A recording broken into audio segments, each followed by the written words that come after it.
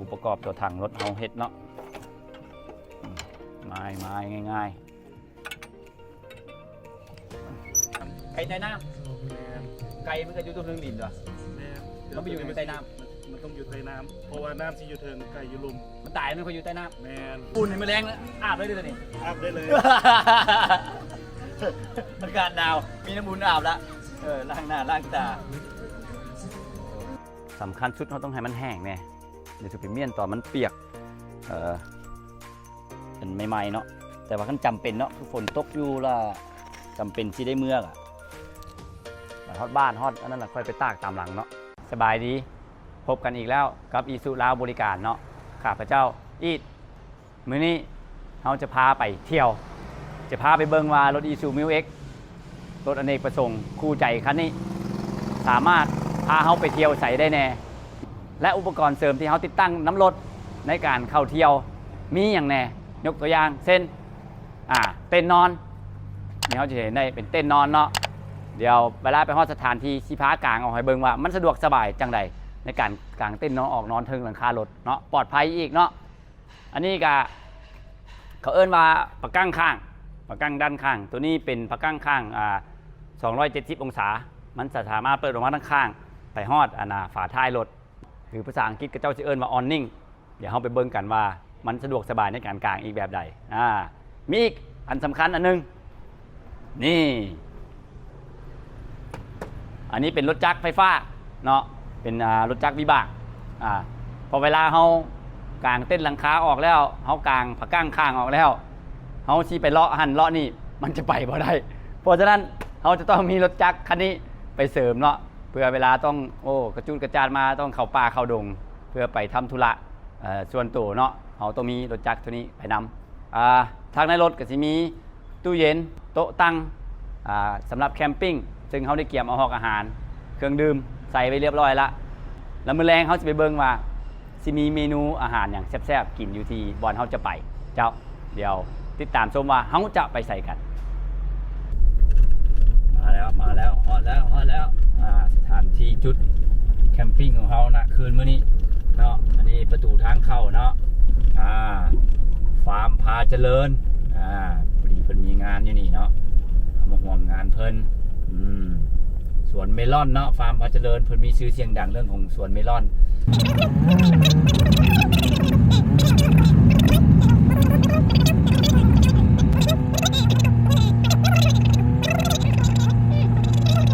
เดี๋ยวเขาสิตั้งอยู่จุดมุมนี้เลยมุมทางเข้าเขาจะก้นเขานี่เดี๋ยวเบิ่งเนาะนี่ก็เครือข่ายเฮาเนาะ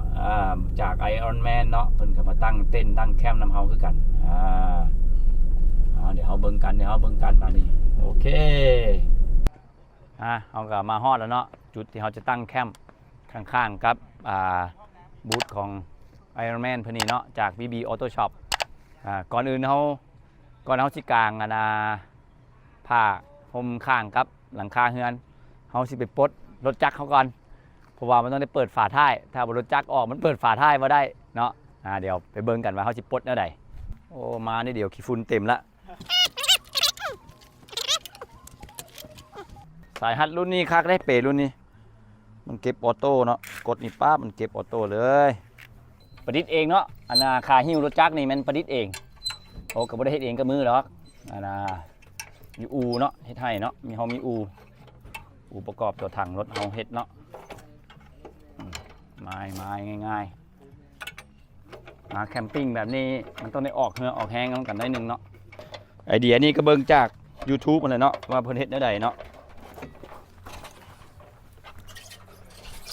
โทษ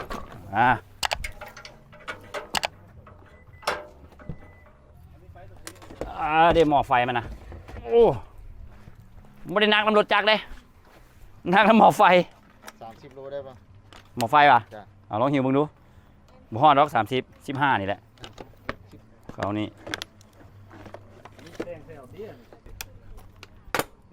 เดี๋ยวมันมี2โหมดธรรมดาโหมดสปอร์ตนี่เนยบ่ลองวะ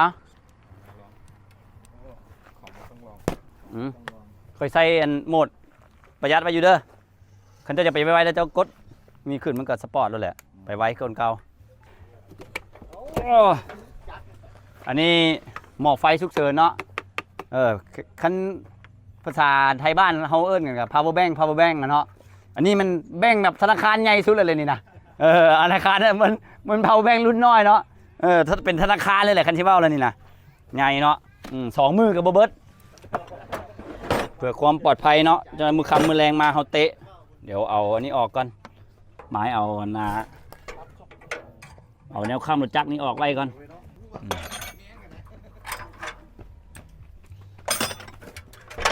นี่สบายหลายคนมักปลดออกแล้วบอกไว้นะมันคืนแล้วก็ไปหั่นไปนี่ก็ลืมแล้วบาดนั้นอันนี้ก็เป็นสิ่งที่ขาดบ่ได้เนาะเวลาเดินทางเนาะอุปกรณ์ซ่อมแปลงก็บ่แม่นมารถมันสิเพดอกเพื่อหั่นเพื่อนี่ส่วนหลายนี่บ่ได้ใช้กับรถเขาเองเนาะมีแต่ผู้มายืมผู้ร่วมเดินทางมักมายืมเนาะเพราะว่ารถเพิ่นบ่ร้อยคือเฮาเนาะอันนี้ตู้เย็นเนาะอันนี้ตู้เย็นเดี๋ยวค่ำคืนมื้อแลงจังค่อยสิเปิดให้เบิ่งว่ามันมีหยังเนาะเดี๋ยวต่อไปเฮาสิขอกางออนนิ่งก่อนกางออนนิ่งแล้วก็สิเอาโต๊ะเอาตั้งลงแล้วก็พอได้นั่งพักผ่อนเนาะอันนี้ก็ออนนิ่งหรือผักกั้งข้างเนาะภาษาอังกฤษเพิ่นเอิ้นออนนิ่งเนาะอันนี้ของ Alu Cap เนาะผู้เดียวเฮ็ดเลยรุ่นนี้นะบ่ต้อง2 คนมีเนาะปู่มื้อนี้เนาะข้างทั้งข้างนี่เพิ่นให้ชนรุดเนาะมันไผมาซื้อเครื่องซื้อของอยู่มื้อนี้เพิ่นว่าได้ยินข่าวว่าได้หยังวะเนาะกางออกเลยนี่อุปสรรคของการกางเนาะมันกางบ่ได้ยากเนาะแต่มันกะระยะนี่ยากบางทีนี่เต้นมันต่ำกันเนาะเดี๋ยวเฮาย่ำรถไปหน้าหน่อยนึงโอ้ยังเปียกอยู่อันนี้ก็เสือกเนาะเสือกเวลาฟ้าลมแห้งเขากะเอาออกมาแล้วก็ตอกเสาฝังที่ดินเนาะบ่ให้มันปิวเนาะบ่ได้ใส่ดอกเฮามื้อนี้คือบ่น่าจะมีฟ้าฝนลมแห้งนี่ก็แล้วไปอีกอย่างนึงเนาะเอานิ่งเนาะอันนี้สิพาไปกลางเต้นนอนตัวในใส่ขั้นใดเนาะ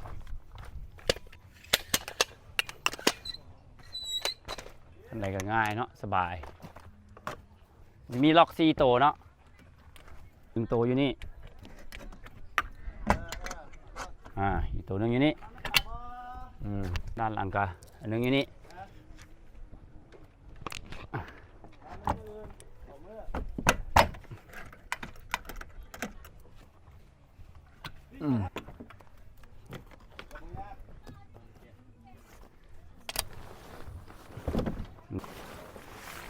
เด้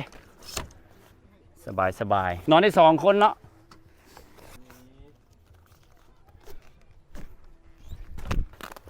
มันมีล็อกของมันเนาะเสามันเนาะแต่ว่าเบื้องนี่ได้ใช้อุปกรณ์เสริมนิดนึงล็อกมันรุดเครื่องมือพิเศษเด้อุปกรณ์เครื่องมือพิเศษอยู่เทิงนี่มีไฟ LED นะมีไฟมีปองลมสะดวกถือว่าแล้วเนาะสำหรับบนนอนมือแรงเปิดให้มันระบายอากาศก่อน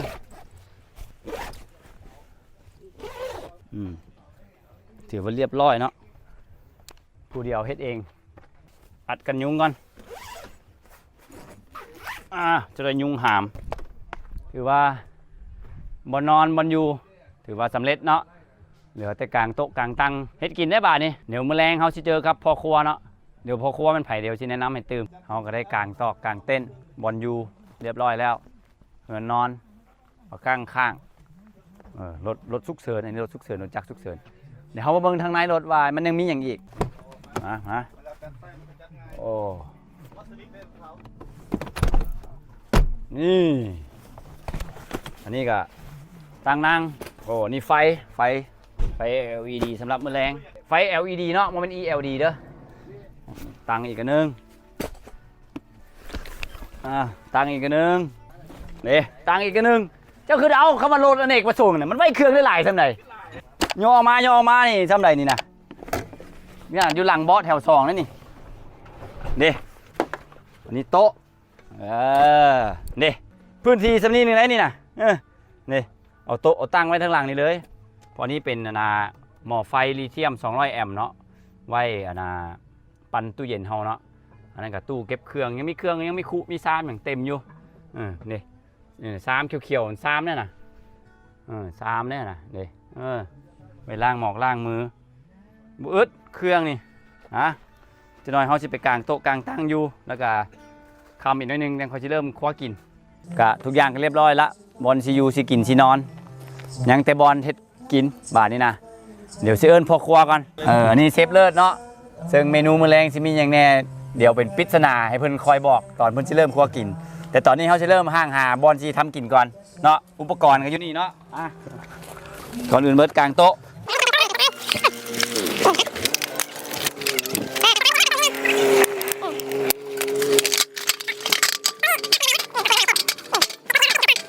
โต๊ะมีอย่างอีกมึงดูกล่องโดเรมอนนี่กล่องโดเรมอนมีหลายอย่างอยู่ในกล่องนี่ฮะอันนี้ก็3เนาะ3ไอรอนแมนเนาะคักอยู่ได้นี่เปิดออกมาก็นี่เป็น3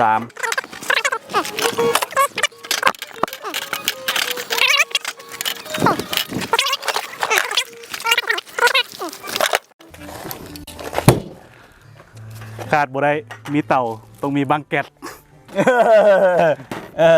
ดังทานบ่ได้แม่นบ่แม่นแล้วอันนี้ก็ไฟเนาะไฟ LED ประหยัดไฟสุดแจ้งจางปางมีรีโมทพร้อมขาดบ่ได้เนาะธนาคารไฟฟ้าเนาะขาดบ่ได้ธนาคารไฟฟ้า power bank ไว้เสียบไฟเนาะ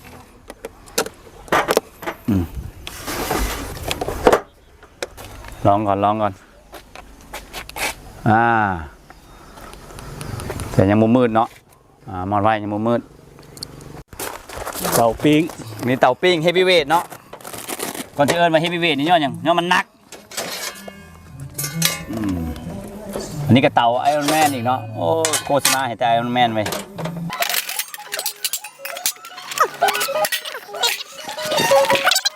ประกอบง่ายๆเต่านี่ประกอบง่ายๆล่างก็ง่ายฮ้อนไวนานเย็นหมุน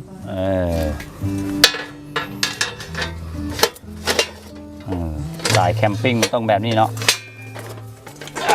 อยู่ละเดชิปปิ้งบนนี้เลยปะเดี๋ยวค่อยง่ายกันเลยเต่าปิ้งเต่าดาดเดเนาะขอสัมภาษณ์ด้วยวันนี้เมนูมื้อแรงนี่เช่นยังให้กินเมนูส่วนเมนูมื้อแรงเนาะก็สิมีอาหารก็สิแม่น1สิแม่นอบข้าว2มีไก่ใต้น้ำเนาะ3แล้วก็สิมีปิ้งเสือเดี๋ยวจะได้ส่วนขั้นตอนเดี๋ยวจะได้มาเบิ่งกันอีกบัดนึงเดี๋ยวเฮาสิเตรียมสถานที่ก่อนโอเคอันนั้นคือเมนูเนาะอบข้าวไก่ใต้น้ำเจ้ายังมีอีกอยู่ดอกเนาะยังมีอีกหลายรายการเดี๋ยวฮ้อนยามครัวกินเฮามาเบิ่งว่าเพิ่นสิเฮ็ดแบบใดเป็นแต่แซ่บบ่เดี๋ยวซิมกันมาเข้าสู่บรรยากาศครัวกินเนาะบัดนี้เนาะมีทั้งพ่อครัวมีทั้งแม่ครัวน้อยเดี๋ยวเฮาสิเริ่มต้นเมนูทำบิดเนาะเดี๋ยวเฮาสิเฮ็ดอบข้าวก่อนอบข้าวแมนอบข้าวนี่หมายความว่าจังได๋คล้ายๆหุงข้าวแต่ว่าอบสไตล์อินเดียอาหารอินเดียเนาะเดี๋ยวลองเบิ่งว่ารสชาติมันสิเป็นจังได๋ข้าวเจ้านี่ติแม่นข้าวเจ้าเฮานี่แหละเอาข้าวเจ้ามาละแทนที่สิหุงธรรมดาแม่นบ่หุงธรรมดาเอาต้มมะหุงใส่เครื่องให้มันหอมๆใส่เห็ดหอมเครื่องใส่ไปมีเห็ดหอมเนาะมีหมู3ชั้นแล้วก็มีไส้กรอกหวานแล้วก็มันสิมีอย่างอีกผัก3อย่างมีผักอีกก็คือมันสิมีสลีมีหัวกะรดแล้วก็มีถั่วใส่น้ำกันเนาะใส่เข้าไปเลยสไตล์อินเดียผสมเคยไปมาแล้วป่ะยังบ่เคยอินเดียผสมเคยเบิ่ง YouTube แมนฮอดอินเดียแต่ YouTube เอาบ้านเขาเจ้าสิใส่กะหรี่แต่เฮาบ่ใส่บ่มักอันนั้นอย่างสิมีซีอิ๊วเนาะซีอิ๊วขาวใส่ไปพูดจังไหนว่าใส่เท่าไหร่มันพอความรู้สึกรู้สึกจากไหนรู้สึกว่ามันต้องพอดีนี่น้ำมันหอย มันสิเป็นซีอิ๊วหวานเนาะ โอ้ ซีอิ๊วหวานแล้วก็ใส่พริกไทยเล็กน้อยนึงเพื่อให้กลิ่นหอมบ่ได้กะบ่ได้ตวงเนาะ อันนี้ เอาตามความรู้สึก กะสิได้ร้องน้ำกันมื้อนี้แหละเนาะเคยร้องให้มาก่อนหรอปะ ครั้งแรกในชีวิต ครั้งแรกในชีวิต คือว่ามันต้องเป็นแหละ ค่อยคือกันนั่นนี่แสดงว่าค่อยผู้ชิมนี่ แมนเจ้ากับสีครั้งแรกในชีวิตที่ได้กิน โอ้เอาเมนูยังสดเนาะเชื่อทำอีก ครั้งแรกแต่ว่าคือว่าต้องแซ่บนะ บ่มีแป้งนัวเนาะ บ่มีคนให้มันเข้ากันเนาะ แต่ข้าวนี่มันยังเข้าเป็นข้าวสารเลย แม่นข้าวสารคล้ายๆเขาสิหุงแต่ว่าหุงให้มันต่าง ข่อยเบิ้งนี่เข้ามันสิน้อยกว่าอันน่ะตอนนี่ เอาหุงมันบ่บัดนี้ หุงบาดนี้ เอากับปะไว้คือข้าวหุงธรรมดา แมนรอท่าแต่ว่าหุงเข้าเนาะมันสิมีจังหวะของมันก็คือเวลาที่ว่ามันฝดแล้วเนาะเขาก็ต้องรีไฟลงเพื่อว่าหุ่มคันโมเซนเข้ามันสิไหมโอเคอันนี้เมนูที่หนึ่ง แมน เดี๋ยวเมนู แมนเดี๋ยวเมนูที่2เนาะสิเป็นประเภทที่ว่าซุกยากคือกันเป็นไก่ใต้น้ำเดี๋ยวเขาเสียต่อเนื่องกันไปเลยเอาตื่มแป้งนัวให้พ่อครัวก่อน ลองมันกันเลยพ่อครัวผู้ใส่แป้งนัวในอาหารแต่ว่าพ่อครัวต้องมีแป้งนัวตัวจอกนี่งามเด้อมีสูตรครบ10 ปีให้เลยโอ้ขอบใจเลยล่ะขาจ้างมาครัวกินให้กินโอ้เอาเดี๋ยวเขาจะรอท่าให้เข้าหุงเขาซุกแล้วเขาจะมาเบิ่งกันเดี๋ยวต่อไปสิเกียร์เมนูอื่นอีกแล้วก็เดี๋ยวมาเบิ่งกันตื่มอันนี้เครื่องมือพิเศษในการไต่ไฟ เพื่อมันไวทันใจเอาเป่าดูโอ้โหทานมันกล้าเนาะคันทานบกล้านี่บุญแผกต้องมีคนกล้าจับอันนี้มันกล้าเลยครับเลยบกล้าจับอันนี้เต่าไอรอนแมนเนาะฮ้อนดีนานเย็น บัดใต้แล้วนี่บัดดับนี่บ่อยากจับมันพุ่นได้นี่ความมันฮ้อนเครื่องมือพิเศษเนาะอันนี้เนาะในการออกแคมปิ้งต้องมีไว้จะน้อยเฮาจะเอาอีกเมนูหนึ่งลงเตานี้เมนูนั่นจะเป็นอย่างเดียวเขามาเบิ่งกันตื่มเขามาเบิ่งเมนูที่2กันบ้านนี้เนาะเมนูที่2เป็นอย่างไก่ใต้น้ำแมนไก่มันก็อยู่ตรงพื้นดินด้วยแมนมันไปอยู่ในใต้น้ำมันต้องอยู่ใต้น้ำเพราะว่าน้ำสิอยู่เทิงไก่อยู่ลุมมันตายมันก็อยู่ใต้น้ำแมนโอ้เอาเบิ่งดูมันสิฟูป่ะอันนี้เอือบเรียบร้อยแล้วเนาะบ่ทันได้ใส่น้ำเนาะเอือบแล้วเนาะเอือบนี่ใส่ยังไงก็ที่มีหัวสิงไข่เนาะหัวสิงไข่ใบขี้หูดแล้วก็หัวข่าตามใส่กันแล้วก็มีมะเขือใส่แล้วก็นี่ละพวกเครื่องปรุงปลาแดกแป้งนัวนี่ละน้ำตาลใส่แล้วบัดนี้เอามาค้างใส่ไฟเนาะค้างใส่ไฟเนาะถึงเตาไอรอนแมนของเฮาเลยแล้วน้ำตัวนี้จะอยู่เทิงเอาเต็งไปเทิงซื่อเต็งไปเทิงซื่อเดี๋ยวจะเลยมันหักลงไปยุลุมน้ำสิแห้งน้ำอยู่เทิงนี่สิแห้งไปยุลุมบ่แห้งแต่ว่ายุลุมสิมีน้ำบางทีนี่บ่มีแมนเพราะเขาบ่ได้เติมน้ำเถอะเดี๋ยวท่าเบิ่งกันเด้ออันไก่ใต้น้ำเพิ่นนี่มันเป็นอะไรไก่ใต้น้ำหรือไก่ก้องน้ำเนาะคันชิวาแล้วเนาะเอาเบิ่งคันภาษานางสังทองเขาก็ว่าไก่ใต้บาดาลนางสังทองแมนนางบนเขาอยู่นี่ไหนเคยเบิ่งบ่นางสังทองบ่จะต้องไปเบิ่งกันเด้อไก่ใต้บาดาลแมนเอาเบิ่งดูเมนูนี่มันสิเป็นจังไดเดี๋ยวเบิ่งอันนี้กันดูข้าวเฮาเมื่อกี้นี่โอ้หอมละโอ้คักเมื่อกี้ได้เปลี่ยนหม้อเนาะพอหม้อเมื่อกี้อยากบางนิดนึงเขาก็เลยเปลี่ยนหม้อหนาจนในท่านผู้ชมที่เข้าใจว่าตอนเมื่อกี้นี่มันเป็นหม้อนี้มาก็เปลี่ยนหม้อแล้วป่ะนอนหม้อมันหนากว่าเนาะเดี๋ยวเขามาเบิ่งกันว่า2เมนูนี้ที่เป็นแนวใดเดี๋ยวติดตามมีอีกเมนูนึงหากระลงเต่าเมนูนี้อย่างอันนี้เป็นอย่างเสือร้องไห้เสือห้องให้แมนไม่อย่างเสือไม่ค่อยให้พอเสือไม่ได้กินเด้ส่วนนี้เสือที่แซ่บที่สุดของหัว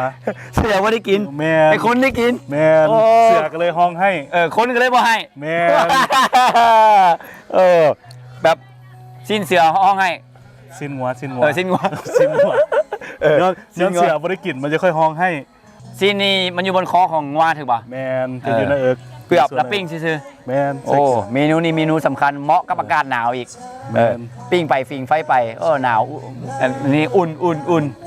นะเดี๋ยวเขาก็จะได้ซีมละข้าวก็เริ่มที่ซุกละข้าวนี่ข้าวก็เริ่มที่ซุกละเหลืองละโอ้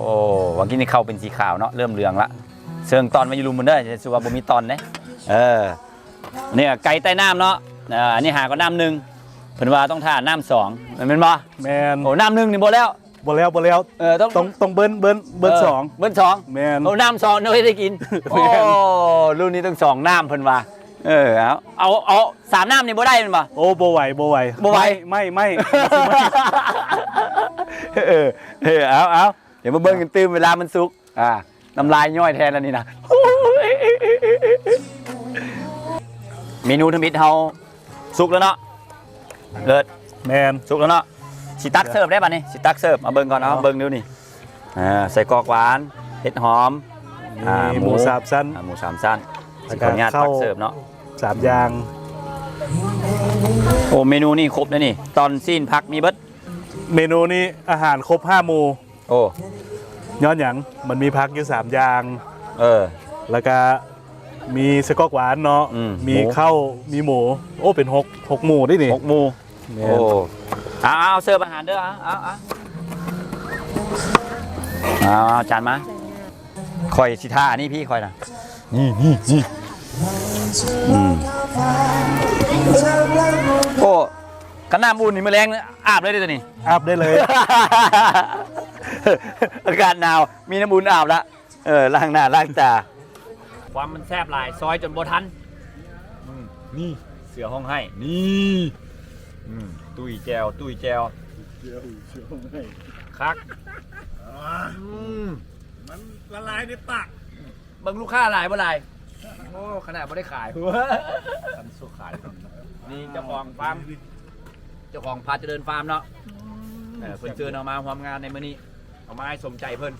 ขอบใจนำประธานอีสุที่ว่านำทำงาน ขอบใจที่เชิญมา มื้อนี้ถือว่าประธานเพิ่นสละเวลามาร่วม เชิญเนาะเย็นเชิญนักท่องเที่ยวหลายๆคนมาเยี่ยมมายามเพิ่นบรรยากาศสุดยอดอากาศก็เย็นพอดีอยู่แต่ดึกก็นี่สิบุ้มมันสิหนาวทำไหน ต้องไม่มีคู่เลย ฮะ ต้องไม่มีคู่เลยต้องไม่มีคู่มันก็ได้ มืออื่นซื้อขนมคู่มากันนะเอาเด้อเอาเบิ่งอีกเด้อนี่เด้อเบิ่งตอนนี่นะโอ้ยตากล้องเสร็จน้ำลายไหมตากล้องจำแจวโอ้แจวกับแจวบักคัก ต้องเกรงใจวะนี่ ต้องเกรงใจเบิ่งเมนูนี้นี่เสือนี่ไก่ใต้น้ำถ้าวีควันออกสังเกตดีๆว่าหน้ามันอยู่รุมละปุ๊บสุกละเมนูพิสดารไก่ใต้น้ำหรือเอียงก็ไก่ใต้บาดาลไก่ใต้บาดาลนี่น้ำสร้างตัว บ่แล้วเลิกกับน้ำสร้างอีกเลยแมนโอ้ไก่ตัวนี้เลิกเติบเลยนี่แมนแล้วโอ้เดี๋ยวเพิ่นจะเปิดในเบิ่งเด้อ1 2 3โอ้ยเป็นไผ่บ่ได้กินสิเสียใจแล้วแหละ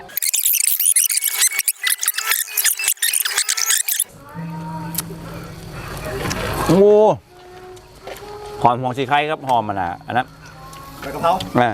หอมคักเครื่องปรุงเมนูนี่ถือว่าสุดยอดแต่ว่าคนมาลายนี่พ่อครัวต้องได้แยกร่างละเมนูสุดยอดทุกเมนูเลยนี่บอกได้ว่าพ่อครัวต้องได้แยกร่างแล้วคนมาลายก็นี่ไม่เห็นบทันใจบาดาลมันจะสึกมันเห็นบทันแล้วพ่อครัวนี่เชิญขอบใจครับขออนุญาตเด้อบัดนี้เด้อสิขอกินบาทนี่นะซิมเด้อเดี๋ยวแรงๆสิพาไปทัวร์พื้นที่เพิ่นตอนนี้ขอกินก่อนเนาะเดี๋ยวตอนแรงๆสิพาไปเลาะทัวร์พื้นที่เพิ่น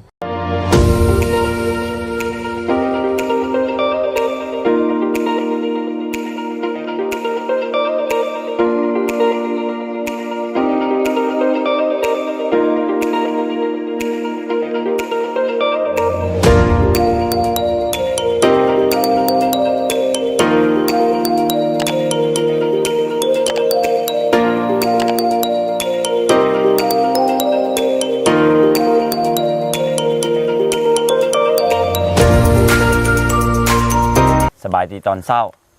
ที่พาเจริญฟาร์มเมืองสังทองนครหลวงเวียงจันทน์ยังสุดเก่าอยู่เนาะยังสุดเก่าอยู่สุดกินสุดเที่ยวสุดนอนสุดเดียวกันเนาะเขามาพบกันกับพอเลิศอีกแล้วพอครัวเลิศมันพอเลิศพอครัวเลิศเมนูอย่างมื้อเช้านี่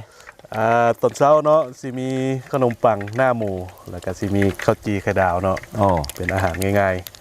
อันข้าวจี้ไข่ดาวนี่เคยได้ยินแล้วเนาะแต่อันขนมปังหน้าหมูเนี่ยมันเป็นอย่าง ๆก็คือเฮาฟักหมูเนาะฟักหมูแล้วเรามาปรุงใส่เครื่องเอามาใส่กับข้าวจีแล้วเอามาจืด กินอิ่มย้อนพอควรเลิศ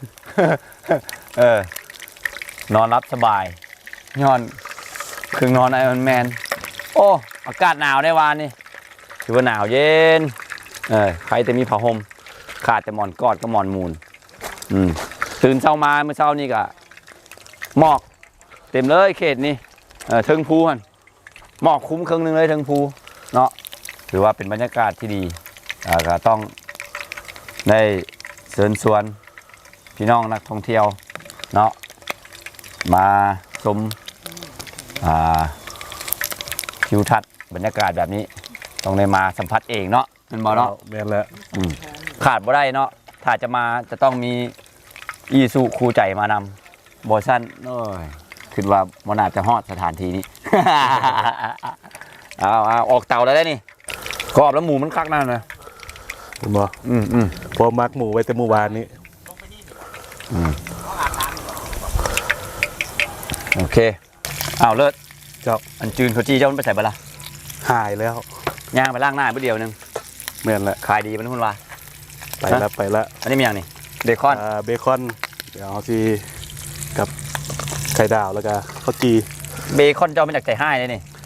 มันดุเดือด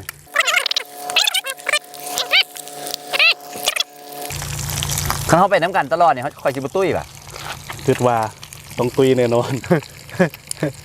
อยู่ดีกินดีไปสิ แน่นอยู่ดีกินแซ่บ บอกดังสั้นบ่ได้เด้เนี่ยทีไรถือไล่ออกจากบ้านในคนอยู่เฮือนเห็นว่าโอ้ไปแล้วได้อยู่ดีกินดีอยู่เฮือนมันต้องอยู่สักกันทันกินบูดีวะผัดว่า เอาเซิน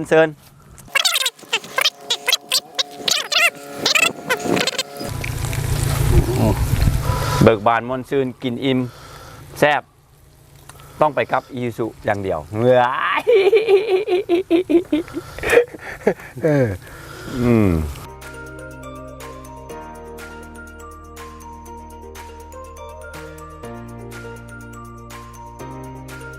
โอ้ขาดบ่ได้เป็นพริกไทย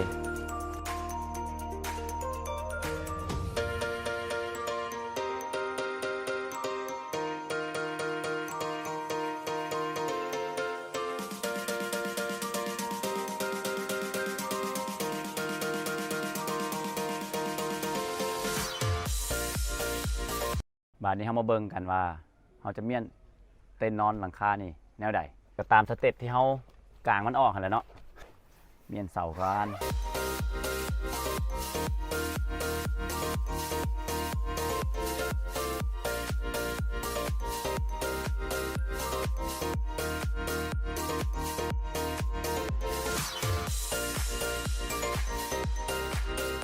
เนี่ยเรียบร้อย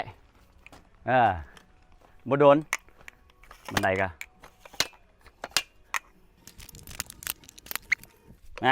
ขึ้นท้ายรถหลายเนาะอุปกรณ์อยากหลายจบเนาะการเมียนเต้นนอนเบื้องหลังคาง่ายขึ้นตอนกลางผู้เดียวเฮ็ดได้ เดี๋ยวต่อไปเฮาสิไปเบิ่งการเมียนออนนิ่งแต่ขอพักก่อนนิดนึงเพราะว่าคันเมียนเลยแล้วเฮาสิมีบนยูออนนิ่งนี่หรือเต้นพักข้างเนาะกินนี้เฮาก็เมียนเต้นนอนละบัดนี้มาเมียนพักข้างสำคัญสุดเราต้องให้มันแห้งแน่เดี๋ยวจะไปเมียนต่อมันเปียกเป็นใหม่ๆเนาะแต่ว่าขั้นจำเป็นเนาะคือฝนตกอยู่ละจำเป็นที่ได้เมื่อกอะบัดฮอดบ้านฮอดอันนั้นแหละค่อยไปตากตามหลังเนาะทำให้ขึ้นเฮ็บขึ้นลาเนาะ